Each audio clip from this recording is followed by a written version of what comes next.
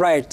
Thank you, Rashid and Trevor there. And of course, there are many things that have been incorporated in Clause 76 of the Finance Bill 2023. One of the things is the benefits that you can reap once you start contributing is that you may purchase a home. That is, if you qualify for affordable housing, that is yet to be defined. It is understood that it will be explained later on in regulations by the Finance or the National Treasury Cabinet Secretary and the Housing Cabinet Secretary. But you may withdraw your contributions upon attaining the age of retirement or after 7 years, whichever is earlier.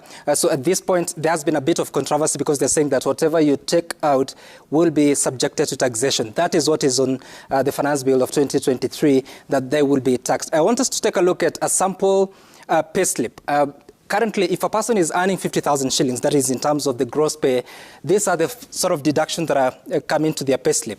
And at the end of the day, you end up with a net pay of 40,841 shillings. Of course, that is, so far there's no housing levy. So once it's introduced, it is at 3% paid by the employee. That is 3% of 50,000 shillings is 1,500 shillings. So that will be deducted. The calculation this is based on the assumption that the deduction of the housing levy will come before taxation. So before you arrive at the taxable income, then that will have been deducted. Of course, the Finance Bill does not tell the clarity on that, but this is something that you can get clarification about. But after that, then you end up with 39,611. So the net pay will have reduced by about 1,200 shillings. But even as we get into this conversation, I want to start with you, Kwame, because we're seeing this conversation in the Finance Bill, and of course the Finance Bill is what defines how the government is planning to collect revenue to finance their budget. We've just seen some of the estimates. They're talking about 4.5 trillion shillings in terms of overall budget, but the budget for the national government or the country is 3.67 trillion shillings.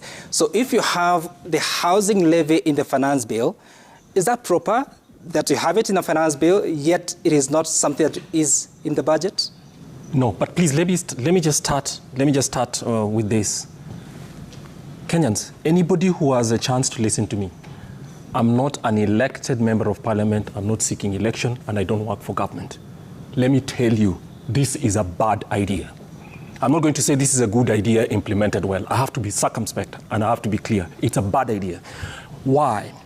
Members of parliament have come here and have told us that this will be a low-cost housing for people who have. There's already a high-cost housing subsidy in Kenya. It's given to members of parliament and people who work in the public sector. They can take mortgages of up to 9 million or thereabouts, and it is funded by you through your taxes. Now, if government wants to build houses for people who live in slums or who are poorer people, that's not a bad thing. Article 43 of the Constitution, just like phrases in the Bible, are misused a lot in Kenya today. The Constitution says that people have a right to housing and other rights. It does not say that government has to force us to pay for it. So Kenya's housing problem is not a problem. There are 14 million houses in Kenya of different qualities, from people who have golf courses next to their houses to the ones that we've seen on TV, which would make you weep if your relatives lived in them. But the problem is not a housing problem. Right here in Nairobi and in this city where we are, there are houses that are actually unoccupied. The problem is that people don't have enough income to be able to pay for it.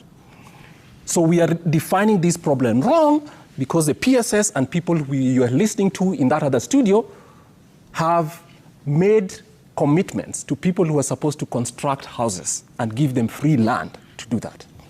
So we are solving the wrong problem. But let me come to what you've told us. It is also true that if government wanted us to pay for housing and is telling me, for instance, I'm a little privileged, thanks to my employers, so I would not qualify for this housing. I'm not a rich man, but thanks to my employers, I wouldn't qualify. What that means essentially is this. My employer is being taxed, but we're being told it's not a tax. My employer is being taxed, and they'll pay the maximum amount of 2,500, which will be saved from me, and in 7 years or so, I'll have to take out that money or maybe not.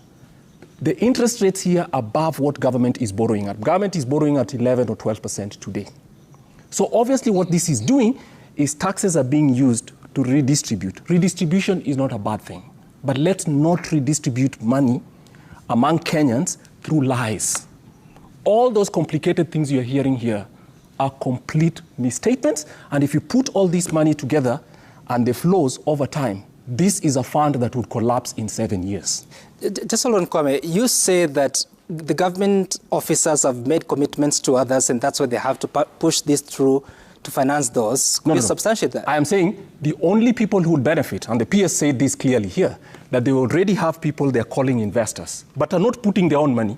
Those investors are being asked to construct with the certainty that this fund will cover the risk by paying them. If this housing idea was a good idea, the same private investors we are talking about would not need government. They'd simply tell government, guys, let us construct the houses, and then you guys, anybody would offtake. We have an offtake plan, meaning certainty is being provided to whoever does the construction.